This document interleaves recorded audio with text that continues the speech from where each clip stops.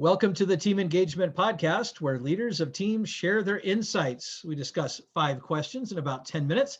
And I am excited to introduce today Greg Johnson, who is the CEO of Webcheck Security right here in Eagle Mountain, Utah, which is where I am based as well. Greg, thanks so much for taking some time to join us today. What would you like the people to know about Webcheck Security? Well, first, thanks, Sean. It's an honor to be on this podcast. You've got a wonderful business at Blue Sky Business Consulting, and you've got a great thing going here. So thank you so much. Well, thank you. It's a pleasure. It's an honor.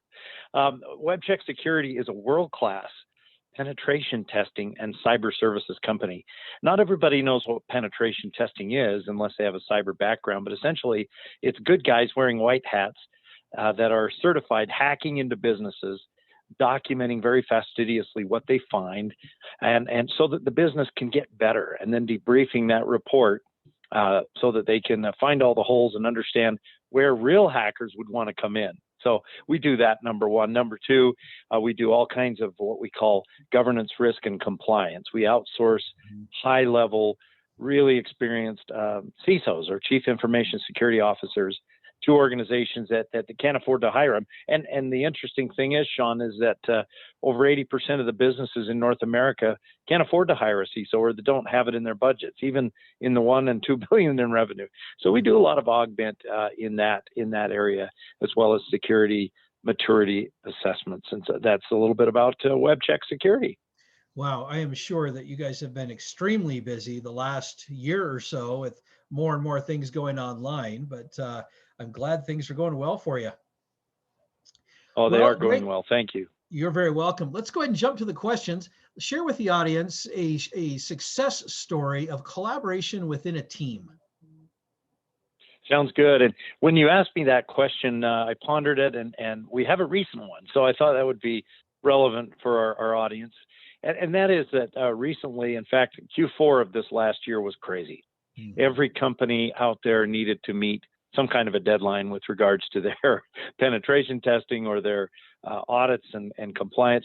So we were slammed. And at that time, we had a very large client that came to us and said, hey, we need this by December 31st. And here's the rub. They had 9 web applications. You know, those are portals that you log into, and some people use QuickBooks Online. That's a web application, for example. 9 of those, right? 1,000 internal servers that needed to be tested, dozens of what you call public-facing IP addresses or firewalls, different locations and different things, and again, it needed to be done at a certain period of time. What was really neat about that project is I have a lead engineer that's just so good with people, and so good with just seeing what needs to be done, understanding the time involved. He parceled everything out, managed the reporting. The other guys did their part, and they did it to perfection. You know, so I wish I had a really cool story about, you know, hey, we hit a wall and we had to regroup, but it all went very smoothly. But I have to say it was because of the expertise of Kurt and his ability to kind of pull things together, and his attitude, his willingness to make the whole project a success. And so we delivered, and it was on time, and it was exactly what we said it would be. That is a great story. And sometimes you mentioned something that sometimes our experiences aren't necessarily meant to be flashy, just successful. And that's obviously what you guys pulled off. So kudos to you and to Kurt. It sounds like he was the hero of the day and getting that all put together. So that's great. Question number 2, I hear from other leaders of teams that it can be a challenge to measure engagement. Tell us your thoughts. You know, I thought about this one too, Sean, and there's so many different directions you could go with this, but you know, sometimes we focus on certain metrics, and we're a very achievement-driven society. Have we increased revenues by a certain percentage? Have we increased our profitability? Have we reduced expenses? Have we increased our capacity? But where team engagement is concerned, to me, it's pretty easy. Do they have passion or not? And that's really easy to identify. It's almost immeasurable and unquantifiable, you know, that element of passion. But here's the reality. I can tell when team members are engaged and when they're not, because there are two factors here. One is production. They just go the extra mile. They meet and exceed deadlines, or, and this happens all the time. Hey, I got the flu, or my wife got the flu, or something's come up, right? But they communicate that. I'm not going to be able to make this, and here's why. Usually clients are okay with that. That's a sign of an engaged guy or gal that, they're communicative if they can't meet the deadline. And then B, they provide ideas and they do things that, hey, I went and created something here, or I created a new test for onboarding, or I've improved our documentation. This might take a myriad of different forms. But to me, Sean, that's the test of true engagement, is that passion measured by the production. They just get things done, and they're always creating new ideas, improvements to things. I guess I could say the antithesis of that is people who slip deadlines and they don't communicate why they're slipping it. They don't show up, or they're late to meetings. Things are always down to the wire. And their attitude, as opposed to, it's cool, let's go, right? So anyway, that would be my response. Those are great Passion comments. is how you measure engagement. Yeah, great comments. And I appreciate how you shared kind of the symptoms of both, of what an engaged employee looks like, and what a perhaps disengaged employee might look like, about kind of mumbling a little bit and missing deadlines. So great comments about engagement. Really appreciate those. Question number 3, based on your experience, what is one key or essential characteristic of a confident leader?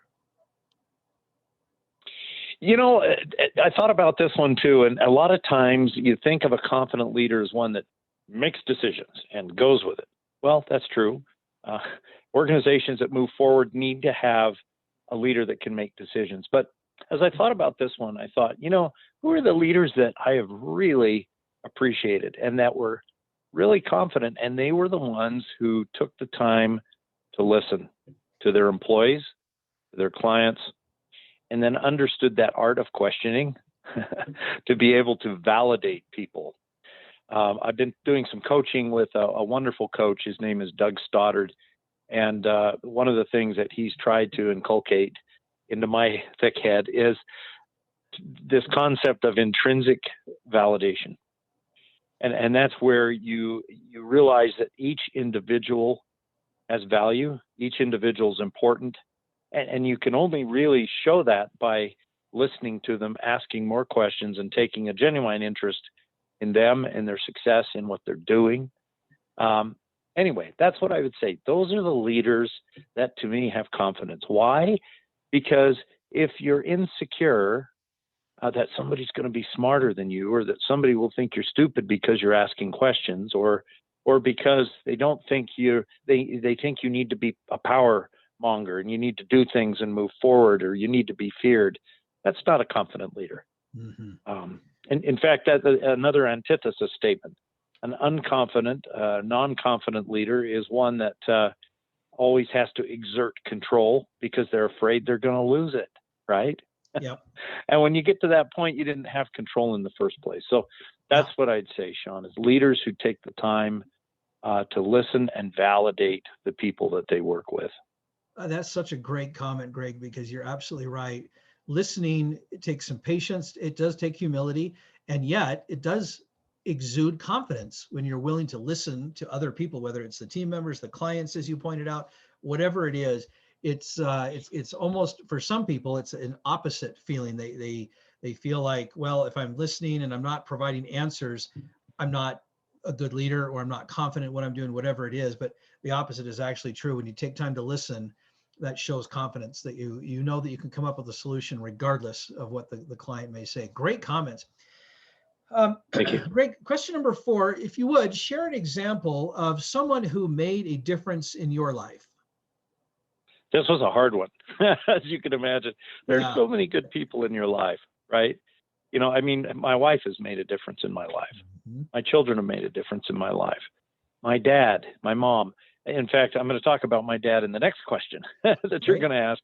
But, I wanted an example that was a little different. And for me, it was very poignant. So in 1982, as a little 19-year-old, right, you're just at the cusp of the end of your teenage years. And as you know, Sean, we're still pretty stupid until about age 25. But here I am, a little 19-year-old. I broke out of the house and went to serve a mission for my church, the Church of Jesus Christ of Latter-day Saints. I was trained to speak Spanish and given the mandate to go and teach people in Milwaukee, Wisconsin, and also do service and other things of that nature that missionaries do. Great experience. But the person that made a difference was the president of that particular mission. His name was F. Doyle Child, and he taught me a great lesson one day. We were in a one-on-one conversation. Now you can think of these mission presidents; they're usually very successful people. They've run businesses. And this guy was no different. I think he'd owned an airline company up in Afton, Wyoming. And anyway, so one day he said, "Elder Johnson," I can still remember the way he talked. "Do you know what my biggest responsibility is?" I'm a smart 19-year-old, so I probably said something like, "Well, sure I do. President, you're responsible for the missionary work in this very large state of Wisconsin and northern part of Illinois and blah, blah, blah." And he paused and he said, "It's you. My priority is you, elders and sisters, in this mission." And that really took me aback. It was profound. It caused me to really pause because I felt like he deeply loved and cared about not just me, but all of the young people in that mission. And these were all mostly young people. There were some elderly couples, but mostly young kids that dedicate a couple of years of their lives to go serve, but yet still a lot of babysitting in that. And they're still growing up and struggling and with their companions and with others, and with rules, a very strict rule set that you have to keep. But it was really an interesting thing. My responsibility is you, Elder Johnson. So to be honest, a role like his, with a lot of babysitting and herding of cats, this took real maturity and compassion, and I've never forgotten it. And that really had an impact on me. I feel like in business that you do business with people that like, and respect and trust. And fundamentally, if leaders don't know, like, and respect and trust their employees, then they can't hope to have their employees build similar relationships with customers.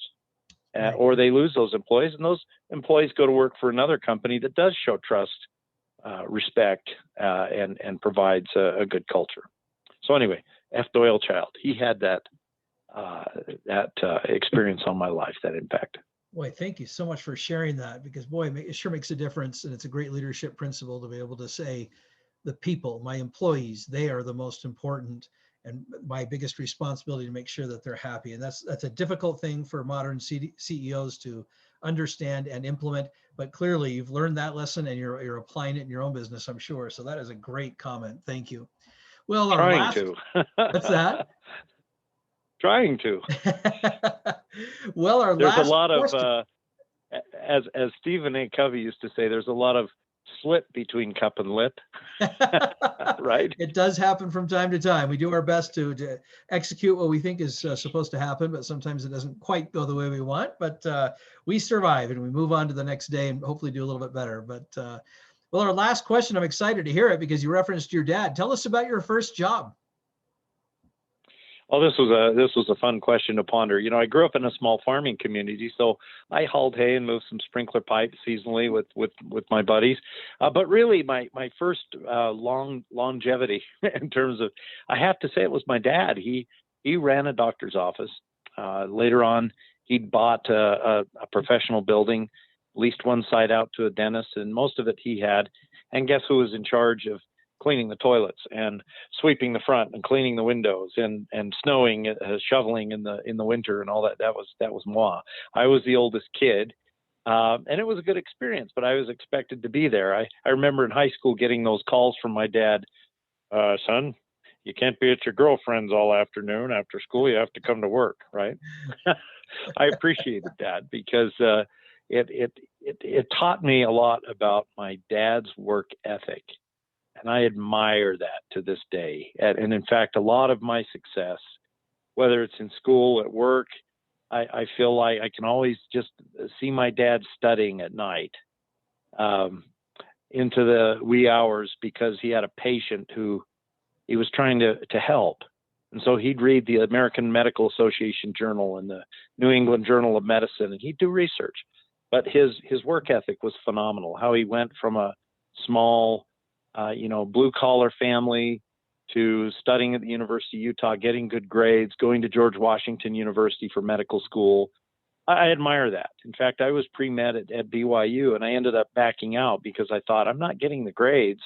But I also found my muse somewhere else, which was management and sales and talking to people. But so that's okay. But boy, that was my first job, and I've talked too much. But I eventually ended up doing lab work, developing X-rays, taking X-rays, doing some phlebotomy. It was a great experience. Great experience. You couldn't get away with that today, by the way. Right, right. I hear that from a lot of guests, actually, that the first job that they did when they were younger couldn't do it at the same age or the same way or anything like that. So, well, Greg, thank you so much for being on the podcast today. How can people find you? Well, thank you for asking. If they go to webchecksecurity.com, there's a lot of information about us.